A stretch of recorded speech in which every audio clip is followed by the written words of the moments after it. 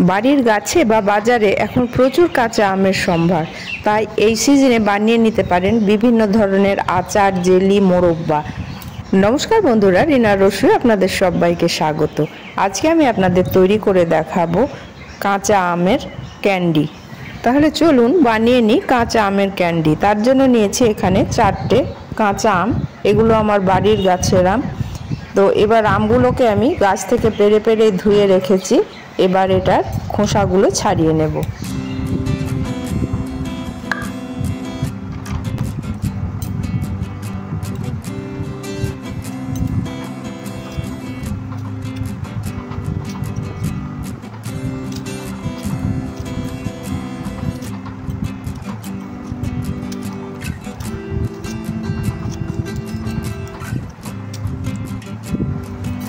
আমগুলো সব ছাড়ানো হয়ে গেছে। এবারে আমি এটাকে লম্বা লম্বা করে কেটে নেব। ভেতরের যে বীজটা আছে সেটা ফেলে দেব, নিয়ে লম্বা লম্বা করে কেটে নেব।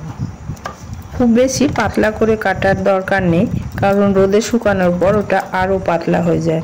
তাই আমি একটা আমের ফালিকে 3 পিস করলাম। দেখুন আমগুলো আমার কাটা হয়ে গেছে। এবার একটা বাটির মধ্যে জল নিয়ে আমগুলোকে ধুয়ে নিচ্ছি। এই কাঁচা আমের ক্যান্ডি বাচ্চা বড় সকলেরই খুব ভালো লাগে। তো চলুন, আমটা আমার ধোয়া হয়ে গেছে। এবারে কড়াইয়ের মধ্যে পরিমাণ মতো জল নিয়ে আমটাকে এমনভাবে সেদ্ধ করব যাতে গলে না যায়, আবার শক্তও না থাকে। জলটা ফুটে উঠলে তারপরে আমি আমগুলো ছেড়ে দেব। 3 থেকে 4 মিনিট ফুটে উঠলে আমগুলো কিন্তু সেদ্ধ হয়ে যাবে। আমগুলো ফুটতে শুরু করেছে। এবারে আমি একটা ছাঁকনির সাহায্যে একটা আম তুলে দেখব যে আমটা সেদ্ধ হয়েছে নাকি। দেখুন, আমি ছুরির সাহায্যে এই আমটা দেখাচ্ছি যে আমটা কীরকম নরম হয়েছে। ঠিক এইভাবে সেদ্ধটা হবে, একদম গলে যাবে না, আবার একদম শক্তও থাকবে না। আমটা সেদ্ধ হয়ে গেছে। এবার একটা স্ট্রেনারে এটাকে আমি জল ঝরাতে দিচ্ছি। কাঁচা আমের ক্যান্ডি বানানো খুবই সহজ, তবে যারা জানেন না তারা এইভাবে একবার বানিয়ে দেখবেন, ভীষণই ভালো হয়, খেতেও দারুণ হয়। জলটা ঝরে গেছে। এবারে আমি একটা থালার মধ্যে নিয়ে নেব। দেখুন বন্ধুরা, আমটা সেদ্ধ হওয়ার পরে কাঁচের মতো একটা স্বচ্ছ হয়ে গেছে। এবারে এর মধ্যে আমি লবণ আর চিনি মাখিয়ে 1 ঘন্টা মতো রেখে দেব। এখানে আমি দিচ্ছি 1 চামচ লবণ আর হাফ বাটি চিনি নিয়েছি। চিনিটা আমি অল্প অল্প করে আমের মধ্যে মাখাচ্ছি। আধ ঘন্টা চিনি মাখিয়ে রাখলেই চিনিটা গলে যাবে, তবে আমি এখানে 1 ঘন্টা রেখে দেব যাতে চিনিগুলো আমের মধ্যে ভালোভাবে ঢুকতে পারে। চিনি আর লবণ ভালোভাবে মাখা হয়ে গেছে। এবারে একটা ঢাকা দিয়ে 1 ঘন্টা আমি রেখে দেব। 1 ঘন্টা পরে আমি ফিরে এলাম। দেখুন, এবার চিনিগুলো একদম গলে গেছে এবং আমগুলো চিনির মধ্যে ডুবে আছে।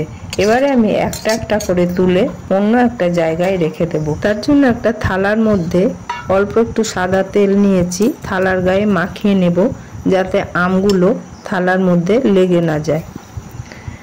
একটা একটা করে থালার মধ্যে দিয়ে দিচ্ছি।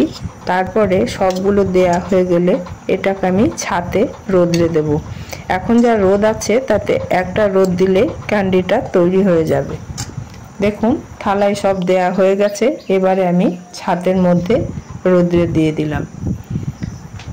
একদিন পরে আমি ক্যান্ডিটা নামিয়ে আনলাম।